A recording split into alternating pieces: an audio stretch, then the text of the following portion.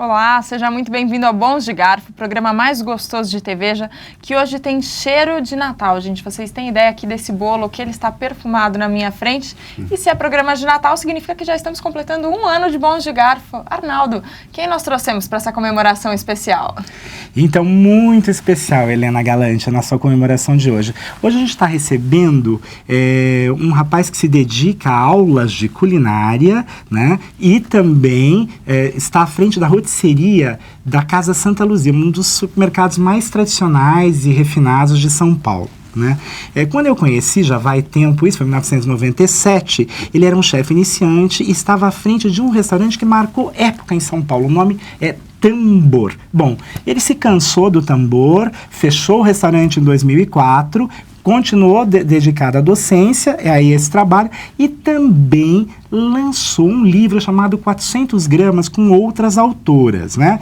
E a gente tem o prazer de receber um especialista em festas. Está aqui ao nosso lado, Carlos Siffert. Olá. Bem-vindo, Carlos. Bem? Tudo Vamos bom? começar então voltando no tempo. Por que você abriu e por que você fechou depois do seu restaurante? Bom, vamos começar por abrir, né? Olá. Olha, abrir o restaurante parecia um caminho meio assim, parte do caminho das pedras, ou do destino de um cozinheiro. Realmente, hoje em dia, olhando em perspectiva, foi muito importante. Eu tinha trabalhado só, eu tinha, enfim, me formado, e tinha trabalhado só com eventos, eu trabalhava com a Nina, a Horta, essa parte, não sei se você conheço lembra, né? bem, claro. Então, você não tem lá. Aliás, que a dona Nina fechou o buffet, gente. Que uma coisa. Pena, mas ela continua agitando, né? Fazendo livro, tudo. Sim, a toda. Queremos trazê-la aqui. Nossa, vou dar uma força. Vou empurrar. Não, ela tá bem animada. Então, daí tinha trabalhado com ela em eventos e tudo, e daí, enfim, eu conheci o meu sócio, surgiu um pouco o meu futuro sócio, surgiu uma coisa, não, vamos fazer, parecia assim, acho que vamos fazer, né, cozinheiro, chefe, futuro chefe, enfim, não ligo muito para essa palavra, mas achei que chegou um momento, as coisas conspiraram, a gente achou um lugar que era bacana, não sei o quê, daí tinha uma ideia, principalmente tinha o conceito, assim, já um embrião de conceito de restaurante na minha cabeça, então... Aí a coisa foi se encaminhando, as coisas foram se encaixando, e abri o restaurante e fiquei 7 anos, durou essa aventura, e foi legal, enfim, você falou, marcou a época, eu agradeço pelo prestígio, para mim pelo menos marcou uma época, claro, da minha vida.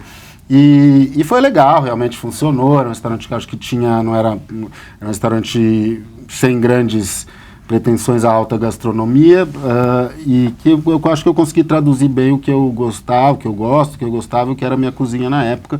As coisas vão evoluindo e mudando, mas enfim, era bem a minha cara, eu acho, sempre fiz muita questão de fazer isso. E cumpri uma espécie, foi realmente um ciclo, assim, quando eu senti que, assim, eu tinha separado a sociedade, assim, nos últimos 2 anos, não foi nada traumático, mas cada um tomou meio o seu caminho, quando eu senti que aquilo estava ficando pesado para mim, que eu já não tinha mais o prazer de ir lá, aí então eu falei, acho que talvez está na hora, tanto que eu fechei de surpresa, ninguém sabia, fechei no fim do ano, e daí quando voltou em janeiro, os clientes voltaram e tinha uma placa, então tem muita gente, tinha gostado, muita gente mesmo, que fala até hoje que é órfão do Tambor, porque o Tambor morreu de repente, assim, na verdade, dentro de mim vinha, falar a palavra morte é meio feio, mas enfim, ele veio, fui evoluir, enfim, a fila andou.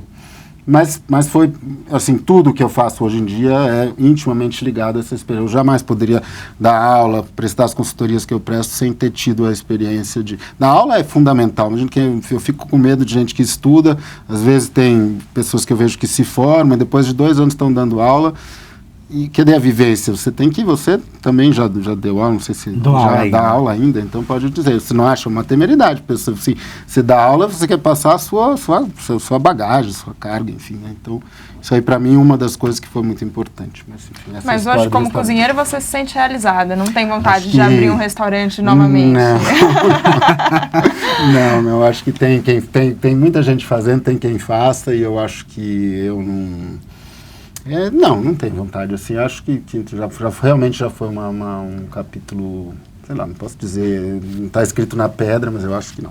Agora, eu te conheci em 96, né, fazendo uma capa para Veja São Paulo, que saiu em janeiro de 97, no ano seguinte, né, e era uma capa muito significativa, acho que uma capa importante para o mundo da gastronomia, porque ela falava do ingresso. Essa matéria falava do ingresso da classe média na cozinha. Estavam lá eu vou ler aqui para não perder os nomes. Tá. O alemão, o Def Haupt, que trabalhava no Cantaloupe, né, continua aí firme, um belo restaurante. O italiano Alessandro Segato, que hoje faz outras coisas.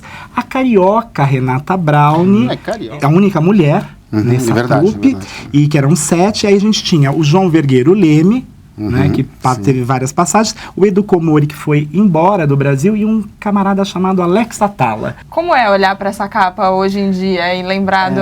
É engraçado. Eu queria que você falasse realmente um pouco a transição, porque o que acontece é um período que mudou a cozinha substancialmente. A gente tinha gente, por exemplo, gente que não tinha oportunidade ia para a cozinha trabalhar. Claro que os chefes sempre foram estrelas, a gente sabe, mas como foi essa mudança? Porque hoje as pessoas desejam ir para a cozinha, as pessoas querem ser Masterchef, as pessoas... Até demais. Exato.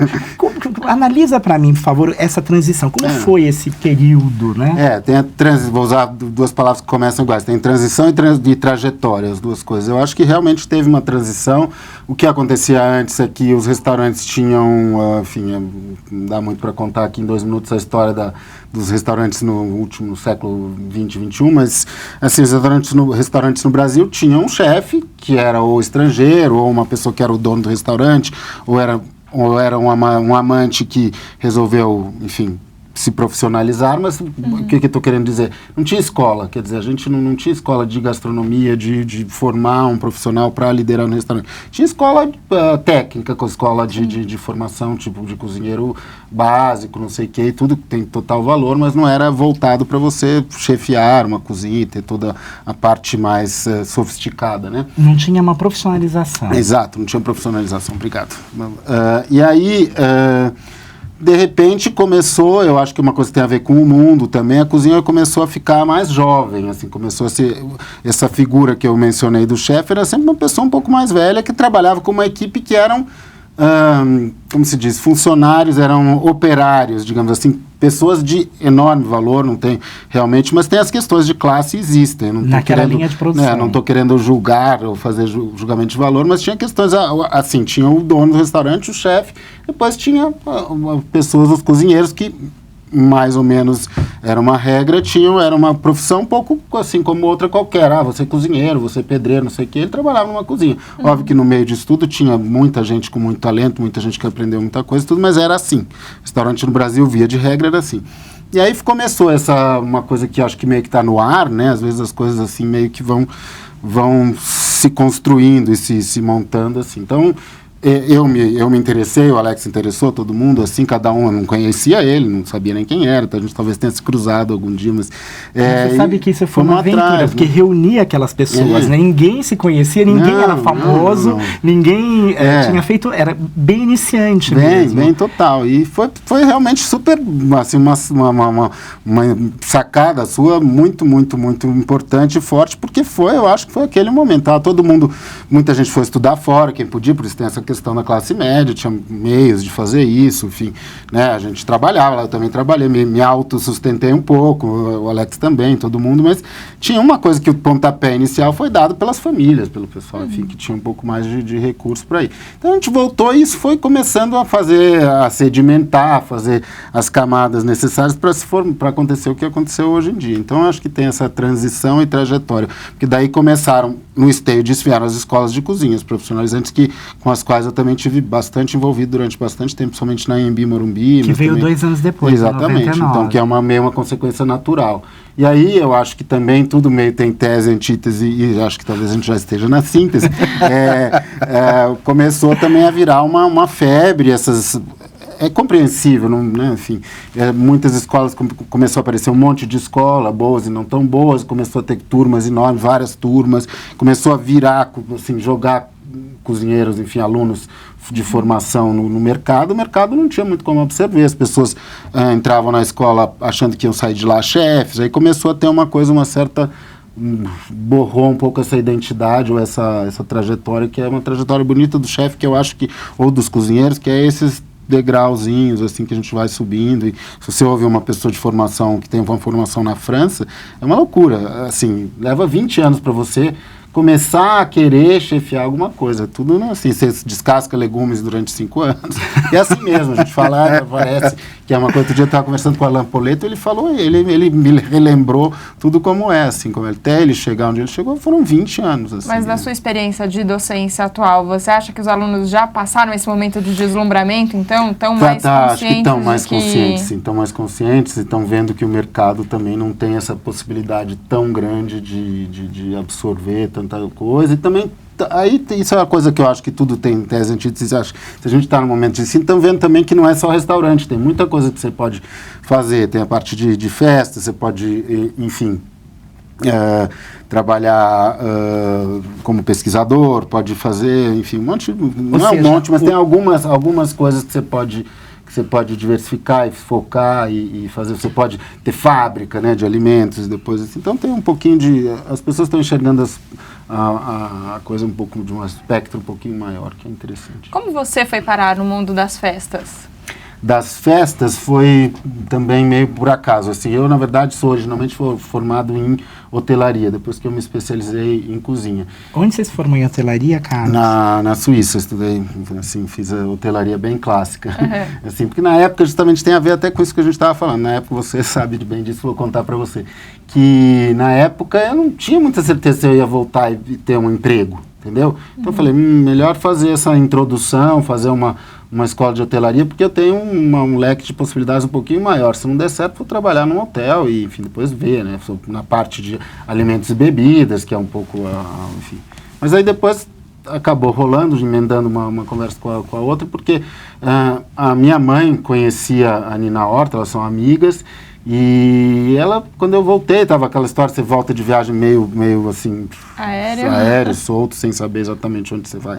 Depois de 3 anos e tudo, ela falou, vai conversar com a Nina, né, assim, quem sabe ela te orienta, te dá uma dica, não sei o que, e daí a Nina resolveu abraçar a ideia, e ela e a sócia dela na época falaram, vem pra cá, vamos trabalhar aqui, vamos ver o que dá, e foi dando certo, e o buffet dela também, da mesma maneira que as outras coisas tinham, não tinha um chefe, eram várias cozinheiras, e a Nina e a André, que eram, de uma certa maneira, chefes, mas não eram chefes no sentido tradicional do termo, não entravam na cozinha e ficavam o dia inteiro lá, e faziam coisas de planejamento e coisas todas que são... Eu me lembro que a Nina comentou um negócio delicioso sobre você na época, que era o seguinte, ela dizia o seguinte, olha, agora tem um rapaz aqui na cozinha, que ele, eu não preciso explicar nenhuma a adaptação de receita, a tradução, ele pega as receitas, ele já lê, e era esse rapaz que eu ia conhecer pouco depois para essa capa. Né, era isso revista. Um pouco, né, que daí também tem essa coisa que faz um pouco essa interface com várias coisas, assim, né, o chefe no fim acaba sendo uma pessoa que resolve uma série de coisas da parte de logística e tudo, né, assim, os chefes, se você quiser ter hierarquias, né, daí então profissionaliza a cozinha. A cozinha era difícil descrever, então você pode até me ajudar. A cozinha sempre foi profissional, houve restaurantes que serviam bem, ótimos restaurantes do Brasil, mas mudou a estrutura, mudou um pouco a hierarquia e como funciona. Também eu acho que assim, o que evolui é a capacidade das pessoas de entenderem quanto elas gastaram, quanto elas podem lucrar. Tem uma organização, sim, muito importante. Que não tinha, né? Era muito intuitivo. Tinha menos concorrência, tinha todo um monte de coisa, mas assim, você... era mais intuitivo. Tem métodos, né? Hoje em dia, os processos são muito claros. Foi ficando mais profissional porque precisa, porque acompanha o mundo, tudo foi ficando mais complexo e mais precisando de detalhes e de controle. É controle a palavra mais importante. Talvez seja a coisa mais importante de uma cozinha, controle. Esse Natal é o Natal da crise ou não é o Natal da crise? Essa é uma pergunta difícil, pergunta difícil, mas né, eu acho que sim, gente, não dá como, eu não vou entrar em detalhes, mas o Brasil o nosso país não está na melhor fase, então também as pessoas estão, acho que pensando um pouco além, assim, eu vejo os amigos que têm restaurante e falam, muitos amigos dizem até assim, o restaurante, o movimento não caiu propriamente dito. Alguns caíram, de alguns caiu, de outros não. Mas enfim, o que a pessoa chega lá é que fica lendo, né, assim, direitinho o cardápio, vê o vinho, pensa 2 vezes, divide prato, não sei o quê. Então, isso é retrato de crise. Eu não acho que eu não concordo com ninguém esbanjando e falando, não vou gastar nada, não vou olhar preço de nada, isso é uma burrice, eu acho. Mas acho que as pessoas estão mais ligadas na história, estão mais controladas em todos os níveis. As coisas estão mais caras, né? Uma preocupação que todo cozinheiro, toda pessoa que organiza sempre teve de fazer o custo e o preço ali, fechar a conta no final. Em princípio, assim, é a base da coisa. Se você não fizer isso, seu trabalho tá mal encaminhado. Mas é isso. Então, tanto o cozinheiro quanto o cliente, digamos, de restaurante, ou de rotisserie, ou de buffet, ou de o que você quiser, está meio prestando mais atenção. Acho que em todas as classes sociais está todo mundo um pouco mais ligado e meio pensando num futuro que a gente talvez não sei se todo brasileiro tem muito essa história de ficar pensando muito no dia de amanhã. Acho que a gente não passou uma série de coisas, de guerra, de coisas assim, que você fica numa incerteza muito grande. Estou falando isso, não é muito geral, mas é um pouco o espírito da coisa, de você ficar... ser mais controlado, ser mais planejado, ter um planejamento. Essa crise que eu acho que tem essa questão, é você planejar melhor. Mas eu acho que a gente está um pouco mais pobre também. Mas eu acho que as pessoas sentiram um pouco agora com a falta de água aqui em São Paulo. Sim, também, né? Ótimo. Aí você sente uma necessidade real. As coisas podem faltar, né? Agora, a Helena fez uma pergunta para você, como que é o Natal da crise? O que você sugere para as pessoas? Você não falou para a gente. Por exemplo, o peru é essencial na mesa de Natal, por exemplo? É um símbolo, assim. Se você, na verdade... É essencial, não, eu não acho assim, eu gosto até, mas não acho que é essencial. Reinventar um pouco é legal, eu sou sempre um pouco, assim, meio em cima do muro com as histórias. Eu gosto de ter algumas coisas clássicas e tudo, mas eu acho que dá espaço para ter coisas que você... Por exemplo, crise, então vamos pensar bem e fazer coisas que tão gostosas quanto que não custem tanto. Enfim, no Natal também que a gente tem um formato de Natal muito europeu, muito do hemisfério norte. É uma comida que, se você for fazer toda como seria feita assim, dos nossos ancestrais e tudo, comida pesada, que a gente 25 de dezembro, 24 de dezembro é calor, né, não sei o quê. Então, às vezes, o Natal da crise poderia servir para isso. Eu acho que muita gente, muito ao longo do tempo, enfim, as pessoas foram adaptando. Hoje em dia existe um Natal brasileiro, não acho também que seja uma coisa sem identidade, um Natal que é um pouco mais leve, de coisas daqui nossas e tudo. Mas eu acho que, respondendo a pergunta mais precisamente, é um Natal que talvez as pessoas, ainda não aconteceu, né, assim, tá na cabeça das pessoas ainda, mas que talvez seja um momento que a gente reinvente um pouco as coisas, de fazer uma coisa menos, talvez não fazer o peru, mas fazer o peito de peru, que é mais barato, umas coisas assim, talvez fique um pouco mais pobre mesmo, menos brilhante. A ave tem realmente um significado, tanto até visual na mesa, no geral o peru é uma ave grande, a gente associa com coisas, enfim, com festa, mas talvez a gente tenha que se acostumar que talvez esse ano... E Chester? Já que a gente está falando de peru e aves grandes. Chester é a ave que ninguém nunca viu, né? Você já viu um Chester alguma vez? Andando. Assim, não, você sabe, eu vou te contar uma história. Tenho muita curiosidade. A gente tem uma história muito engraçada. Na época que eu tava em outro lugar, estava na Gazeta, que é um jornal que não existe mais. Naum Alves de Souza foi colunista lá. Eu convidei para escrever. Ele escreveu um dos natais sobre o Chester, a ave que nunca viu. Você sabe que a Perdigão, estou falando de marca, mas a empresa que entrou em contato com ele para mandar a foto, inclusive, nossa, na época, usou um frisson, assim, né? Muito engraçado. Mas é um frangão.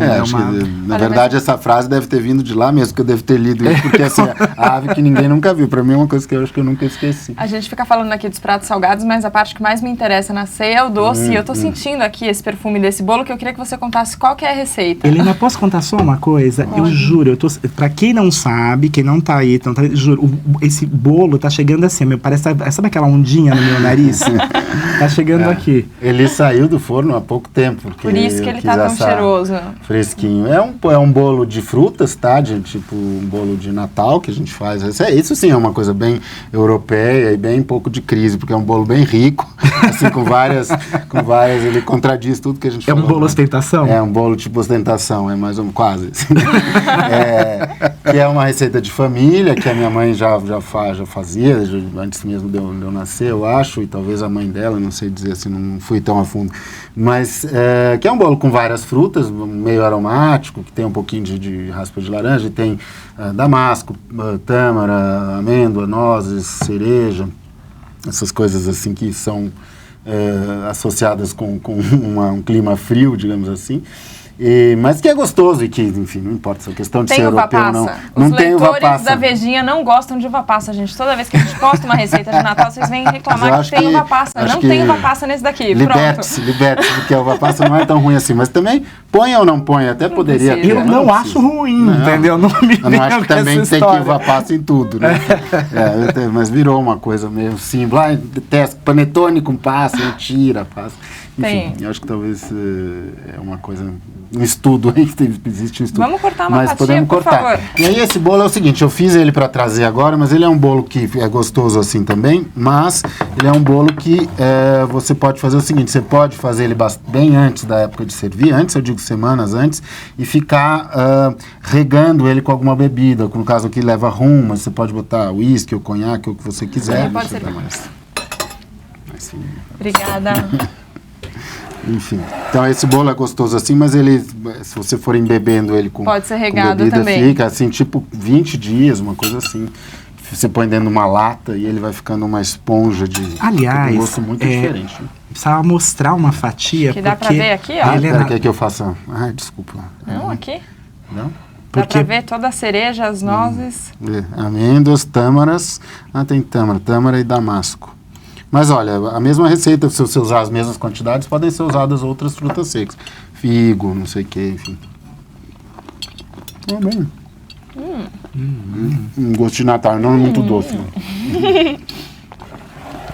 Não é muito doce mesmo. E diga uma coisa, onde é o melhor lugar aqui em São Paulo para comprar as frutas secas para poder fazer as receitas de Natal? Sou suspeito para falar, mas eu acho que tem uma boa seleção no Mercado Central.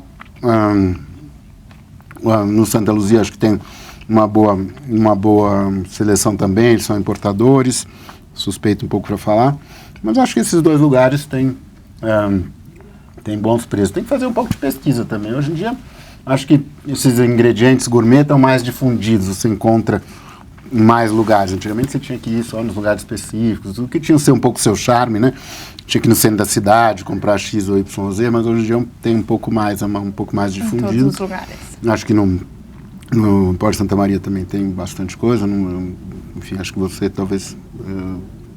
existe uma setorização de cidade, assim, que a gente frequenta mais um ou outro, mas eu acho que todos têm coisas. Mas eu acho divertido no centro porque tem toda uma mística, um ritual. E agora, assim. esse daqui é fácil de fazer? Super fácil. Super fácil. Você faz uma base de ovo, açúcar, manteiga, sempre ingredientes assim. Depois mistura as frutas, ele é um bolo compacto mesmo assim. E aí depois para assar não é... Receita no blog do Lorenzato? Isso, quem ficou com vontade, né, aproveita que a receita vai estar no meu blog, direitinho, tá lá, é só entrar e fazer em casa, gente, ó, porque tá uma delícia. Arnaldo, obrigada pela presença. Carlos, obrigada também. Foi um prazer te receber aqui no Bom de Garfo. Obrigado. Acho que a gente já pode falar quase Feliz Natal antecipado. Tudo bem, né? Se nós não nos virmos, agora eu vou falar tudo com a boca cheia. Então tá certo. Muito obrigada. Obrigada a você que nos acompanhou aqui no Bom de Garfo hoje, falando das festas de fim de ano, de receitas de Natal imperdíveis. Só entrar no site da Veja São Paulo para mais notícias sobre gastronomia. Obrigada e até a próxima semana.